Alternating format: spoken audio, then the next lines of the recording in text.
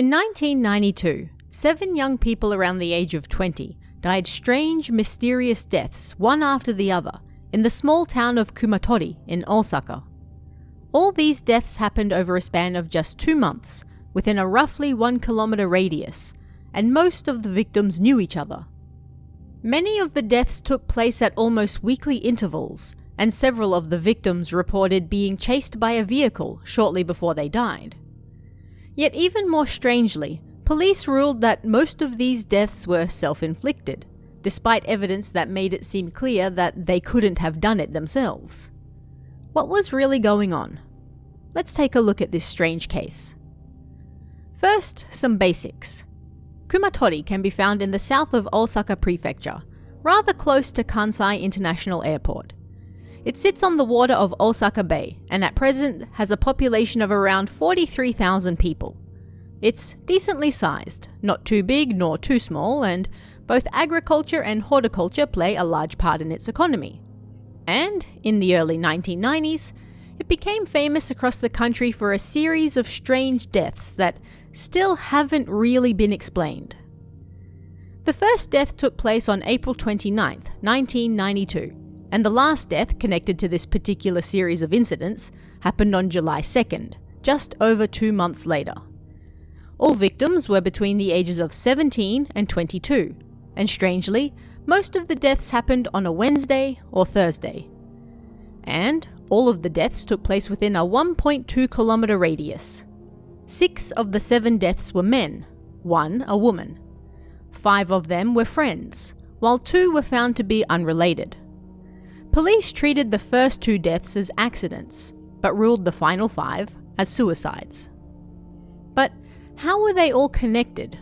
Why did 7 young people, most of whom knew each other, die in such a short span of time in one concentrated area of the city? And why did police claim they did it to themselves when the evidence seemed to say otherwise? Well, let's take a look. Considering the ages of those involved, the victims were referred to in the media by letters and not their names, so I'll be doing the same here. The first victim was A, 17, and a metal sheet worker. He was a former junior high classmate of B, and was a grade above C and D from the same school. Even after school, the 4 friends continued to hang out and ride bikes together. While A was hanging out with some friends and messing around with thinner, he reportedly declared that he was going for a swim and jumped into a pond by himself. He died in the water, and the cause of death was determined to be heart failure. At the time, it seemed to be nothing more than an unfortunate accident, and almost a month passed before the next victim appeared. B was also 17, unemployed, and on May 29th, his mother found him lying on his back in his room. He was dead. His cause of death was also reported to be heart failure, brought on from thinners. According to his mother, she had often told him off and demanded he stop messing around with them, and he was terribly underweight and had a weak liver because of it. Less than a week later, on June 4th, their friend C, 17 and also unemployed, was found hanging in an onion shed. He reportedly returned home around midnight that night, but then left again around 2 a.m. 3 hours later, his body was found and police ruled that he had done it himself. Yet before he died, it was reported that C was being chased by a white car.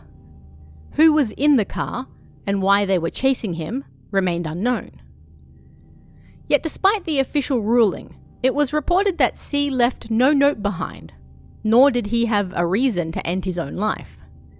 The only thing they found on C's body was a note that said, "Please pay back the money." At home, they found a note in the family altar room that listed 2 of C's friends and how much money he owed them. They had reportedly asked for the money back, but it was not an amount that would cause him to take such drastic measures. C stopped going to school around the final year of junior high, so around 14 or 15.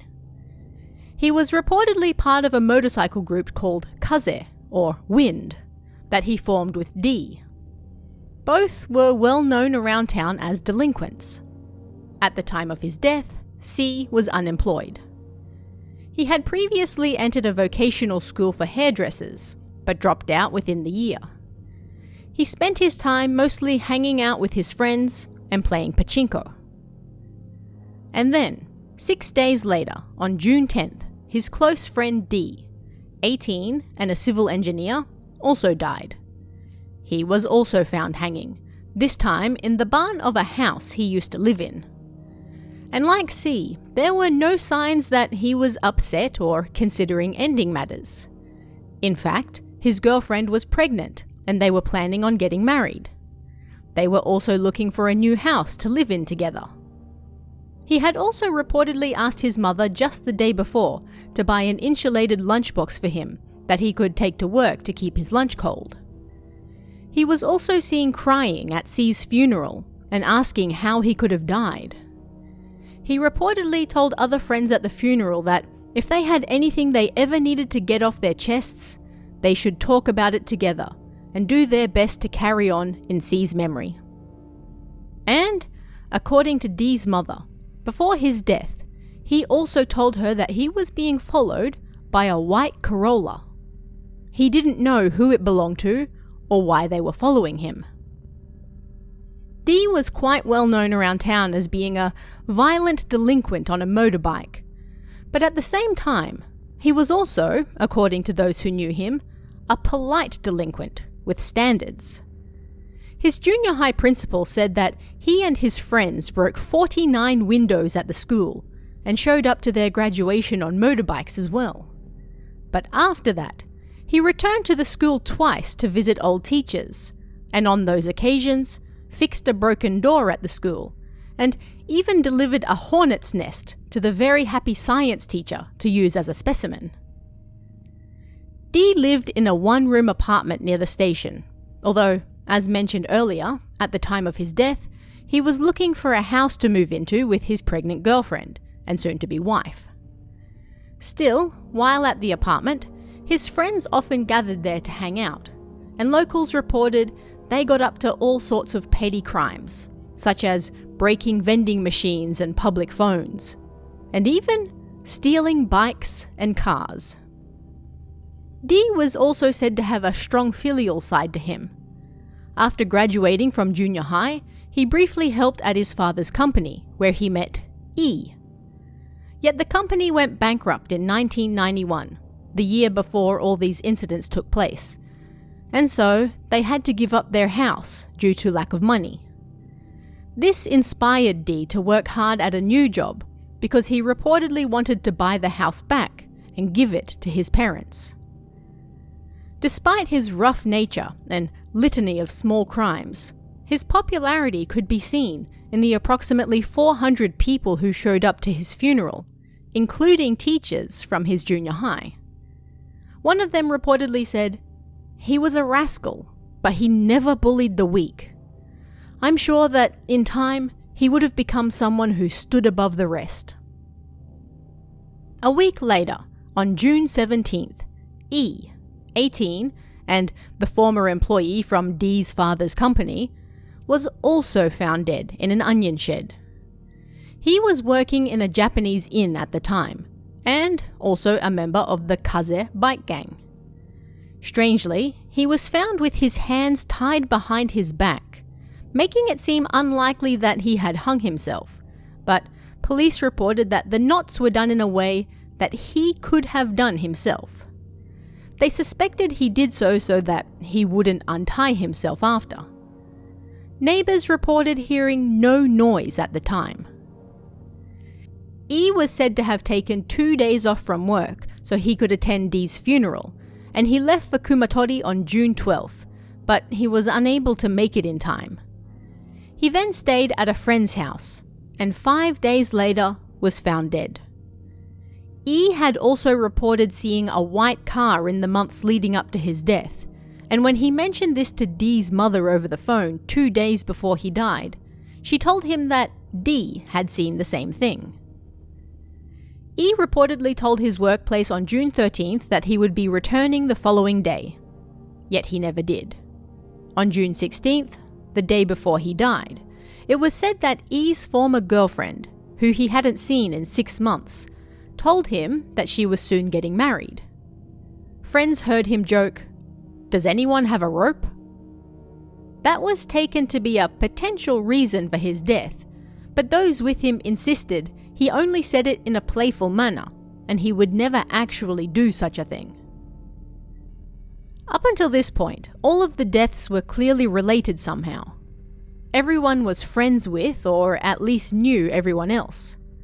They rolled in the same circles, and most of them even went to the same school. Most of them had also reported a mysterious white car following them, although nobody could figure out who or even what it was. The next death, however, appeared to be entirely unrelated, other than the fact that it took place in the same area at the same time. F was a 22-year-old public servant who was found hanging from a tree on June 25th, just a week after E's death. He was found in the mountains bordering the next town, yet the circumstances surrounding his death were also strange. Once again, it seemed incredibly unlikely that he did this to himself. A pink shirt had been used rather than rope, and the location they found his body in was too high for him to have reached all by himself. Still, that was how police ruled it, despite the number of locals who claimed that he couldn't have. And again, there were no reasons for F to want to end matters. He was a hard worker who reportedly never missed a day of work.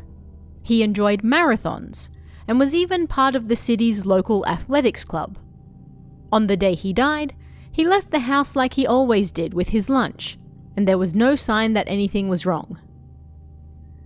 Then there was the final victim, G. She was 19 and a university student, and like F, had no connection to any of the first deaths, nor to F himself either. She was found at 8:40 p.m. on July 2nd, lying on some grounds near her dorm. She was covered in blood and it appeared she had been stabbed. A discarded fruit knife was found lying nearby. At the time, she was still alive and apparently muttering, "Chigo, Chigo." This can be translated as something like, "No, you're wrong, you're mistaken," or something similar to that effect, but it's unclear who or even what she was talking about. She was taken to the hospital, but died later that night from blood loss. She was found to have a fatal wound on the left side of her chest, as well as a shallow wound on the nape of her neck. Again, police ruled that she had done this to herself. Yet, the place she was discovered was a well-trafficked area with great visibility all around. So again, locals felt it a bit odd that she would choose there to do so, if that was indeed the case. And like the previous cases, there were no signs that G was depressed or thinking about ending matters. She was a part of the athletics club at Osaka University of Health and Sport Sciences, single, and had no troubles with her new life in the dorms. A friend had seen her that very same day shopping at the supermarket, and she appeared no different to usual. No note or motive could be found either. And perhaps most importantly, in the weeks leading up to her death, G had reportedly told friends that she was being followed by a black car. This is different to the white car involved in the other cases, but also eerily similar. Again, G had zero connection to any of the previous victims, other than the fact they all lived in the same general area. So, we have 7 victims from the same town, 6 men and 1 woman. The first 5 victims all knew each other well and hung out in the same circles or were close friends. 2 of those deaths were determined to be heart failure. The following 3 were ruled suicides despite calls to the contrary. The next 2 deaths were entirely unrelated to the first 5, but also determined by police to have taken their own lives, despite a lack of evidence suggesting they would have done so. And in several of these cases, a white or black car was seen following the victims before they died. Officially, this case was over. There were 7 unfortunate deaths that took place over 2 months in one town, but each was given an official resolution by police, regardless of the oddities surrounding them.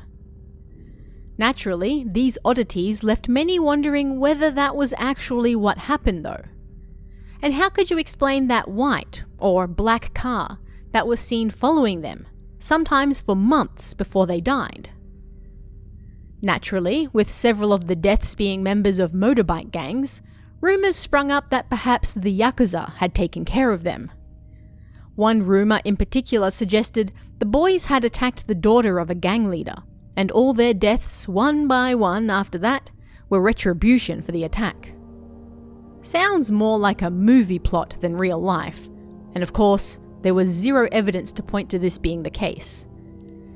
It was perhaps just an attempt to explain the connected deaths and the strange white car seen following them. There were also rumours that perhaps the boys had stolen from the Yakuza, particularly with all the thinners going around. But again, it seems unlikely that, if this were the case, the Yakuza would stalk them in a car for weeks and months in advance without doing anything about it. They don't really need to wait around if they want to take action against a few punk kids. This also doesn't explain F and G's deaths, two people entirely unrelated to the first five.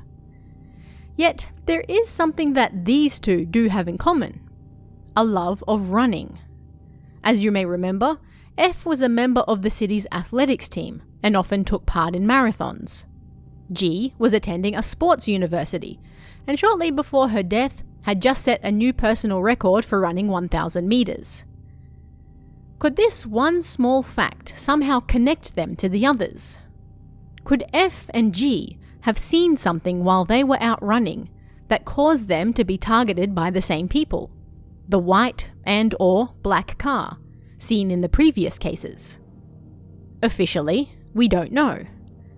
Officially, those cars are nothing more than a coincidence and unrelated to the deaths. Another interesting theory, almost a conspiracy theory, ties these deaths to nuclear power, of all things. At the time all of this was taking place, the Kyoto University Research Reactor Institute in Kumatori was involved in some rather heated debate over whether Japan's future should be nuclear or not. There was a group of 6 researchers, known as the Kumatori 6, who claimed that nuclear power was dangerous and Japan should abandon it. This has long been a touchy subject, and you can find conspiracy theories from numerous locations around the country at different times throughout recent history, claiming dark and nefarious things being done by those behind nuclear power so they can keep it running within the country. And some of those same theorists suggested the same thing was being done here in Kumatori in the early 1990s. But how does that even make sense? What does 7 young people, most of whom were simple delinquents, have to do with nuclear power? How could they ever pose a threat to it? Well, they didn't. If you believe the theories, they were taken out in a dark conspiracy to draw attention away from the increasingly heated debate about Japan's nuclear future. Less people would be worried about what they were getting up to when numerous youngsters were mysteriously dying around town, one after the other, over a period of several months. Naturally, this conspiracy goes hand in hand with bribing the police to ensure that all of these strange deaths were officially ruled to be at the victim's own hands. And with these strange incidents taking up all of the media's time and attention, there would be less left to give to the ongoing nuclear debate. And, as if in perfect agreement with this theory, shortly after the last death, the Reactor Institute in Kumatori decided that, yes, it would indeed continue operations and proceed with nuclear power. They had won. No more strange deaths took place after that. A less outrageous theory suggests that, quite simply, the simplest answer is generally the correct one. A and B died of heart failure because of thinners. C was unemployed and apparently sad at seeing his friends move on and grow up without him. D was a close friend of his and his body found on the old home he wished to buy back for his parents someday. It's often said that when a person dies by their own hand, there's a good chance others will follow them in copycat deaths, known as the Werther effect. E was then a good friend of D, who may have done the same. And like A and B, C, D and E were also known to use thinners. Important to keep in mind perhaps, when thinking about how they may have died and their mindsets at the time. By this point, the news was a hot topic around town, and may have moved F and then G to do the same. But again, this is just a theory, and particularly for F and G, there was no evidence of them being anything but normal, happy, regular citizens, who most certainly weren't having dark thoughts at the time they died. We can never truly know what happens behind the scenes, however, so it cannot be 100% ruled out.